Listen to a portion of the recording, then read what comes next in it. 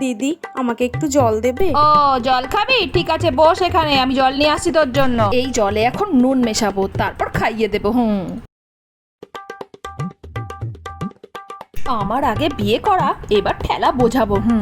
এই নে জল এনেছি, ধর।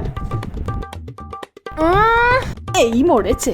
এই শোন না, আমাদের বাড়ির না একটা নিয়ম আছে, এই জলটা খেয়ে যদি তোর মিষ্টি মনে হয় তাহলে তুই খুব ভালো করে সংসার করতে পারবি, সুখী হবি। আর জলটা খেয়ে যদি তোর নোনতা মনে হয় তাহলে কিন্তু তুই সুখী হবি না, ঘর সংসার করতে পারবি না। এবার বল কেমন লাগলো জলটা? কিছুতেই বলা যাবে না যে জলটা নোনতা, তাহলে আমি মুশকিলে পড়বো। না দিদি, খুব মিষ্টি জলটা।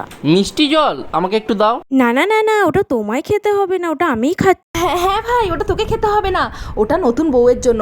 তোর জন্য আমি অন্য জল আনছি, তুই ওই জলটা খা, মিষ্টি তো। খুব ভালো জলটা। এই তো জ্বালানো শুরু, যতদিন না আমার বিয়ে দিবি ততদিন জ্বালাবো।